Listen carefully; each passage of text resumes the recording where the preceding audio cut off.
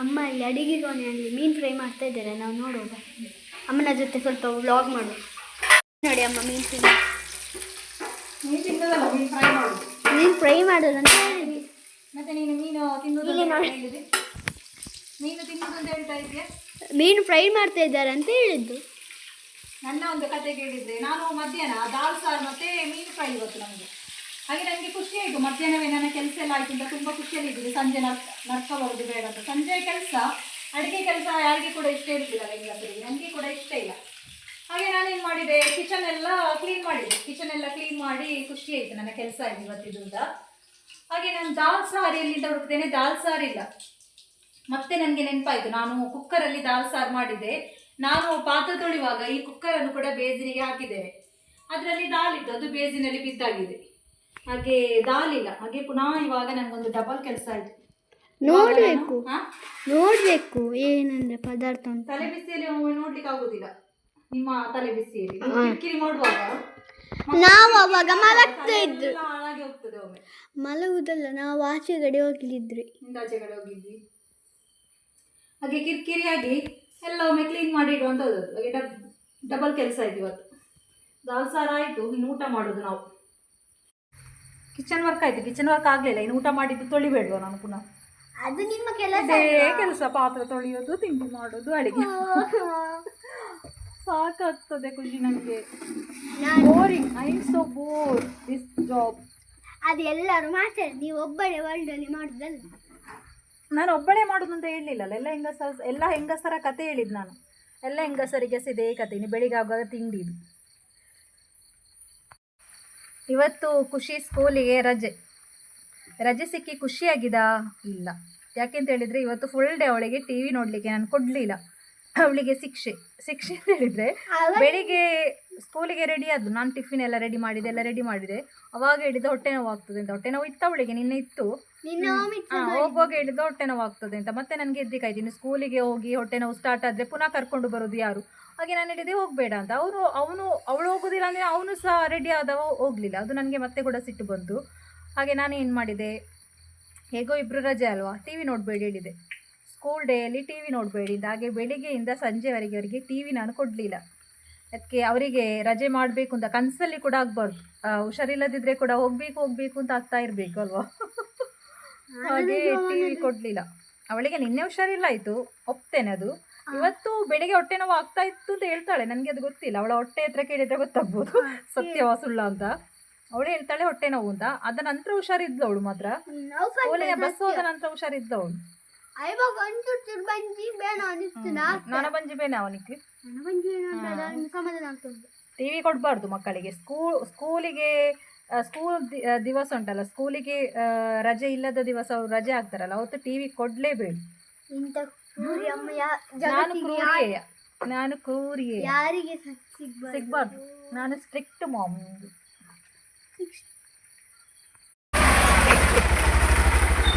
ಬಸ್ಸಾಗ ಬರ್ತೀರಾ?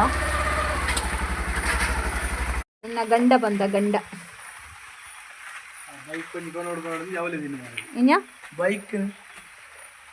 ಒಂದು T shirt ಎಲ್ಲ ಮುಂಡೆಲ್ಲ ಎಂಚಿನ ಕಾಂಬಿನೇಷನ್. ಟೀ ಶರ್ಟ್ ಆಯ್ ಜತ್ತಿ ಟಿವಿ ಕೊಡ್ತಿಜಿ ಬೋರ್ಡ್ ಒಂದು ರಜೆ ಮನೆಗೆ ಟಿವಿ ರೆಡಿ ಅಪ್ಪನಿಗೆ ಬೇಸರ ಮಗನಿಗೆ ಟಿವಿ ಕೊಡ್ಲಿಲ್ಲ ಅಂತ. ಅಪ್ಪನೇ ಹಾಳು ಮಾಡುದು ಮಕ್ಕಳನ್ನು. ಮತ್ತೆ ದೂರ ಮತ್ತೆ ಅಮ್ಮನಿಗೆ ದೊಡ್ಡದಾಗುವಾಗ ಅಪ್ಪನಿಗೆ ಬೇಸರ ಆಗ್ತದೆ, ಮಕ್ಕಳು ಟಿವಿ ನೋಡ್ಲಿಲ್ಲ, ಅವನು ಸಿಟ್ಟಲ್ಲಿ ಮಲಗಿದಾಗೆ. ಬೆಳಗಿನಿಂದ ಮತ್ತೆ ವ್ಲಾಗ್ ಸ್ಟಾರ್ಟ್ ಮಾಡಿದ್ದೇನೆ. ಹೊರಗಡೆ ಕೆಲಸ ಆಗ್ತಾ ಉಂಟಾಗಿ ಸ್ವಲ್ಪ ಬ್ಯುಸಿ ಇದ್ದೇನೆ ನಾನು.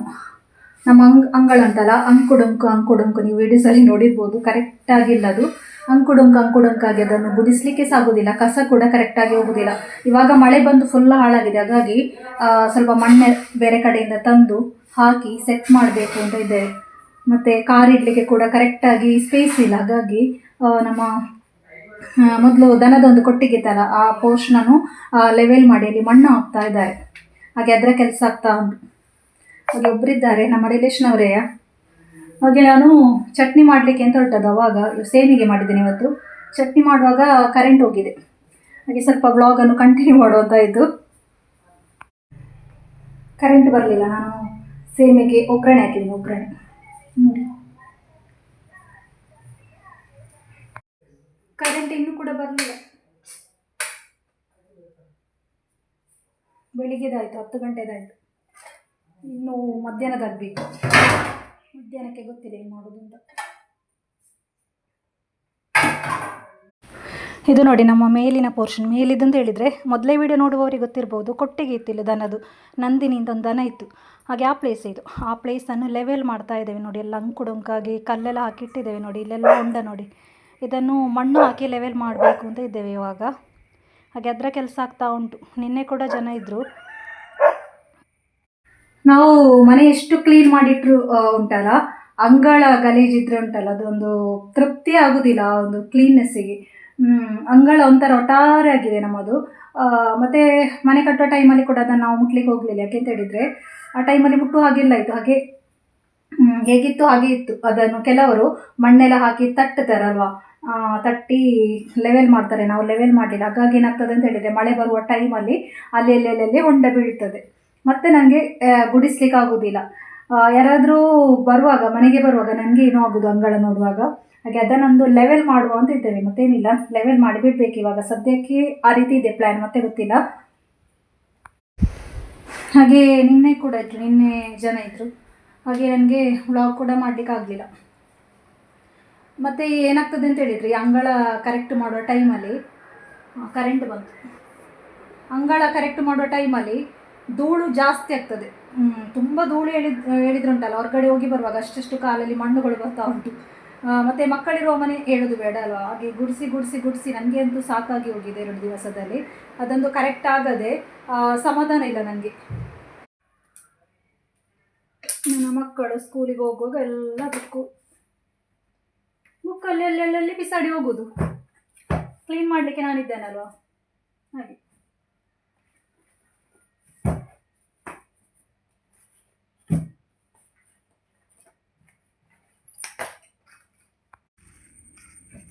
ನಮ್ಮ ಕಾರು ಬಿಸಿಲಲ್ಲಿ ಉಂಟು.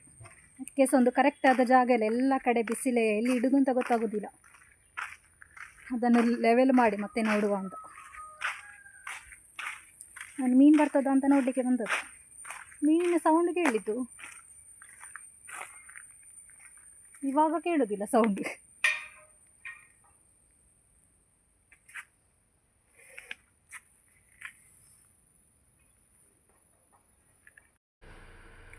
ಮೀನಿನವನಿಗೆ ಕಾದು ಮೀನವನು ಬರಲಿಲ್ಲ. ನಾನು ಮತ್ತೆ ಸೀದಾ ಬಂದೆ ಮನೆಗೆ. ನನಗೆ ಒಳಗಡೆ ಸ್ವಲ್ಪ ಕೆಲಸ ಇತ್ತು. ಹಾಗೆ ನಾನು ಈ ವ್ಲಾಗನ್ನು ಎಂಡ್ ಮಾಡ್ತಾ ಇದ್ದೇನೆ. ಹಾಗೆ ಎಲ್ಲರಿಗೂ ಕೂಡ ಹ್ಯಾಪಿ ದೀಪಾವಳಿ. ನೆಕ್ಸ್ಟ್ ಗೊತ್ತಿಲ್ಲ, ಕೆಲವು ಸಲ ದೀಪಾವಳಿಗೆ ಮೊದಲು ಹಾಕ್ಬೋದು, ಕೆಲವು ಸಲ ನಾಳೆ ಕೂಡ ಹಾಕ್ಬೋದು. ನನ್ನ ವ್ಲಾಗಿಗೆ ನನಗೆ ಗೊತ್ತಿಲ್ಲ ಯಾವಾಗ ಹಾಕ್ತೇನೆ, ಯಾವಾಗ ಮಾಡ್ತೇನೆ ಅಂತ. ಟೈಮ್ ಇರುವಾಗ ಮಾಡ್ತಾ ಹೋಗೋದು. ಒಂದು ಸಲ ನಾಳೆ ಕೂಡ ಹಾಕ್ಬೋದು ವ್ಲಾಗ್. ಹಾಗೆ ನಾನು ಮುಂದಿನ ವ್ಲಾಗಿನ ಜೊತೆಗೆ ಸಿಗ್ತೇನೆ. ಹಾಗೆ ಇಷ್ಟ ಆದರೆ ದಯವಿಟ್ಟು ಒಂದು ಲೈಕ್ ಹಾಕಿ, ಹಾಗೆ ವಿಡಿಯೋವನ್ನು ಶೇರ್ ಕೂಡ ಮಾಡಿ. Thank you.